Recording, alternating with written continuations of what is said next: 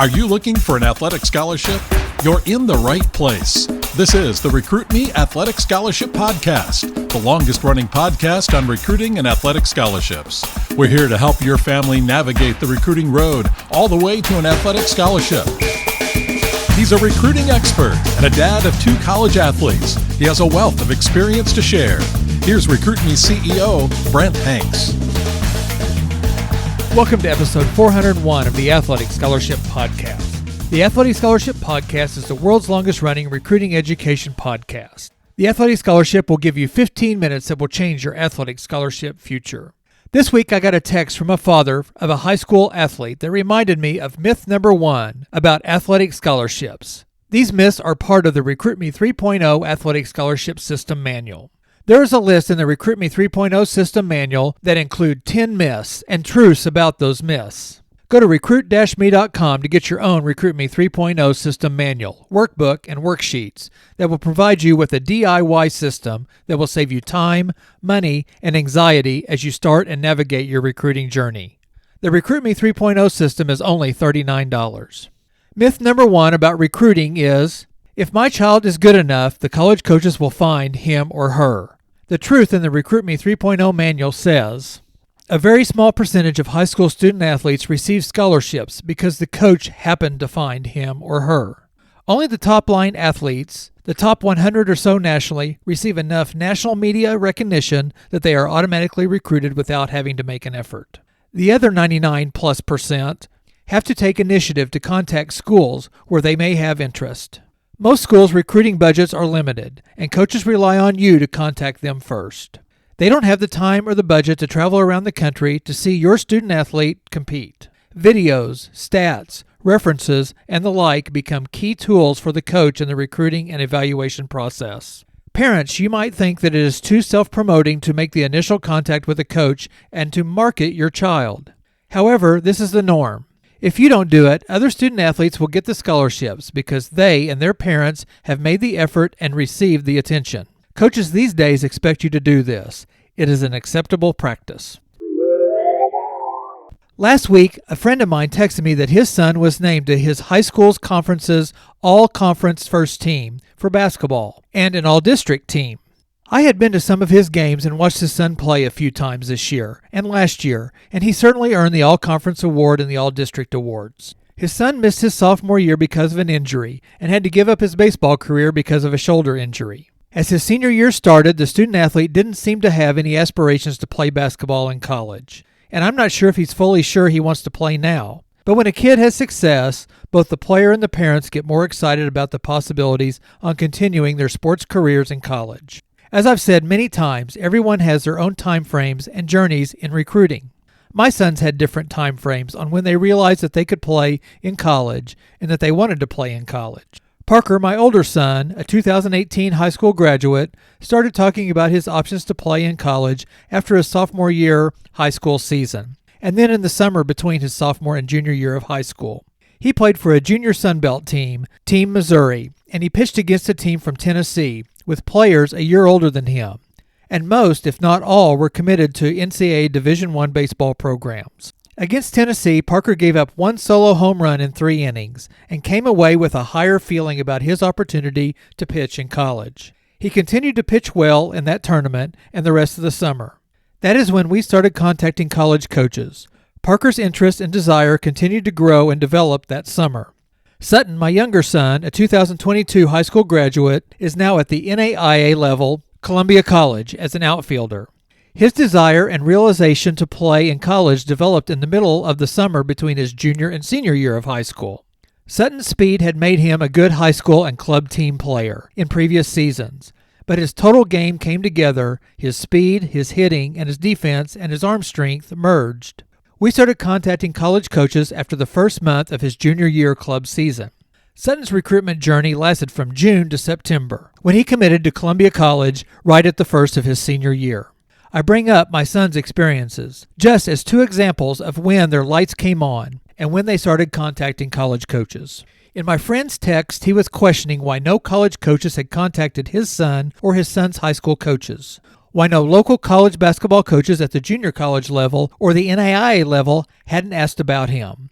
That's why myth number 1 about athletic recruiting came to mind.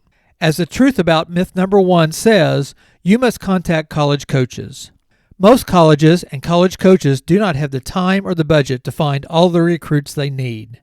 I guarantee you that Northwestern University and Evanston, Illinois, in the Big Ten Conference, never ever finds Parker Hanks, a crafty left-handed pitcher from Southwest Missouri, without Parker sending an introductory email himself, inviting the coaches to watch his video clips, and asking them to contact his showcase coach and come to Joliet, Illinois to watch him pitch. Parker sent 5 or 6 emails to different schools for that showcase, and one coach responded. Parker recruited colleges to recruit him. He made it easy for Northwestern to find him, find his information, and to contact him and his coaches. Sutton had a similar experience, where none of the 3 colleges that made him offers would have ever found him. All 3 of Sutton's visits were initiated by him contacting the coaches, sending his introductory email, his player profile, his videos, and his coach's information. Sutton recruited colleges to recruit him. It's great to be named on your all-conference team. That is a great honor and shows that you are a good player and have worked hard on your craft. But you can't depend on accolades to get a college coach's attention. Parker was honored with not only all-conference and all-district awards, but was named the Conference Pitcher of the Year his junior year and the Pitcher of the Week at the Junior Sun Belt in the 2017 summer. He had a pitching record his junior year of 8 wins and 0 losses. He posted a minute .86 ERA and tested to a 33 ACT test score. He was an honor student and an international baccalaureate student at Ozark. Parker was also an all-conference basketball player. With all of these accolades, just a few local college coaches contacted him. Parker had to reach out to colleges he was interested in and let them know about him and that he was interested in their program. As we talked to college coaches outside of our local area, some of them said many of the stats and accolades don't paint a full picture of a student athlete. Coaches outside your area may not know what kind of competition you play against. Not every stat tells the story either. Again, competition, style of play, and even who keeps the stats are questions that keep college coaches from leaning on those items only when recruiting or deciding to recruit you.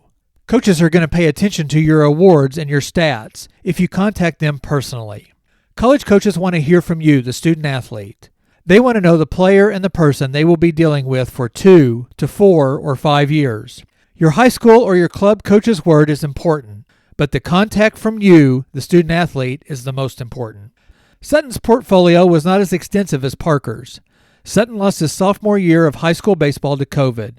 He played mainly on the high school's JV team as a junior. He was not a full-time starter in his senior year of high school. Sutton used 2 summer seasons and his highlight videos and his performances at some showcases to prove that he could compete at the collegiate level. He highlighted and showed off his elite speed, his above-average arm in the outfield, and his good high school grades and ACT score to attract college offers. Again, I bring in my 2 sons' examples because of their differences in the recruiting paths, so you can see how one highly awarded high schooler may not draw college coaches' attention, and how both the boys use their self-marketing skills to get on a coach's radar. One more example is a friend and former teammate of Parker's on their high school basketball team, Quinn Nelson. Quinn was featured on the Athletic Scholarship podcast on episodes 297 and 298.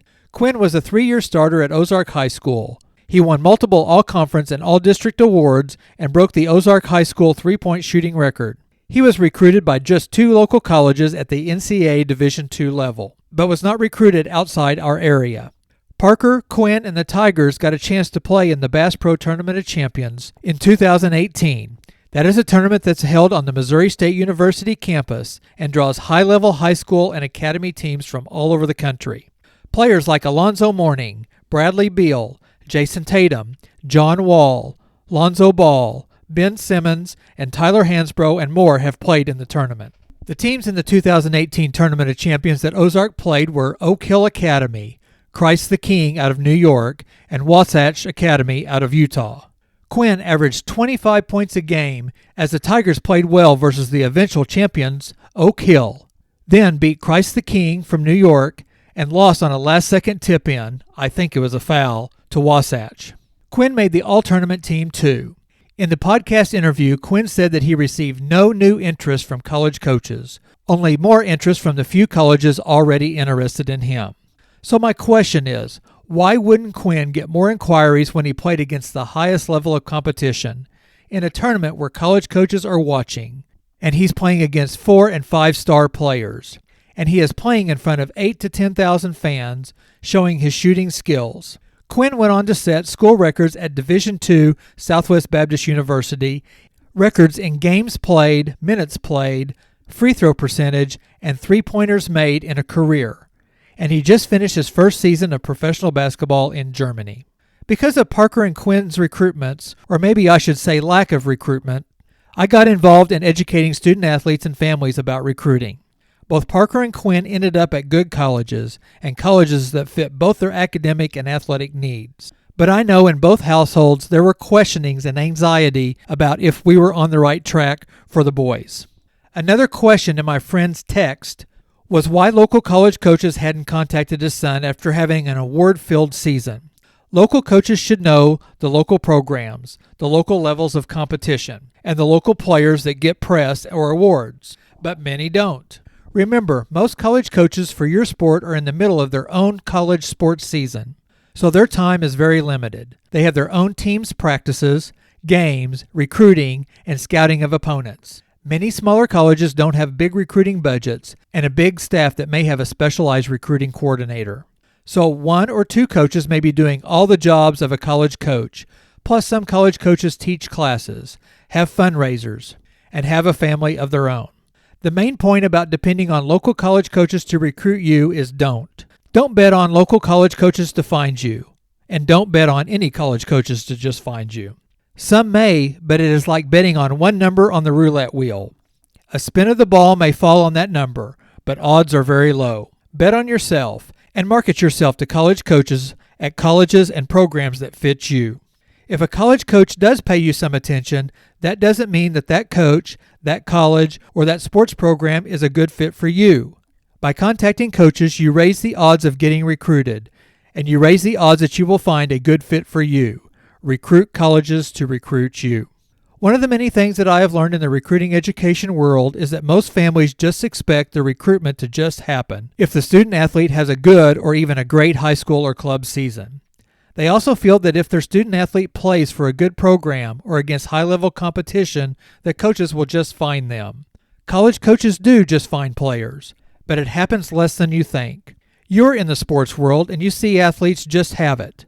But most athletes have to put in the work. They have to learn the fundamentals. They have to hit the weight room and then hone their skills to be a good or a great player.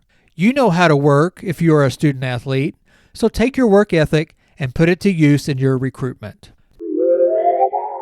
The Recruit Me 3.0 Athletic Scholarship System gives you all the steps to get on a college coach's radar and get an opportunity to play your sport at a college. It will help you get some athletic scholarship money and maybe even a full ride athletic scholarship. Go to recruit-me.com to get access to the Recruit Me 3.0 system for only $39. If you're not ready to spend $39, get the free recruiting power pack, also on the recruit-me.com website. If you have any questions about recruiting, email me, Brent, B-R-E-N-T, at recruit-me.com, or text me at 417-299-5577. Thank you for listening to this episode 401 of the Athletic Scholarship Podcast. The Athletic Scholarship Podcast just celebrated its 400th episode last week and is the world's longest-running recruiting education podcast, providing you a weekly 15-minute episode to help you answer recruiting questions and give you advice and resources to help you save time, money, and anxiety in your recruiting journey. Join me next Tuesday for another 15 minutes that will change your athletic scholarship future.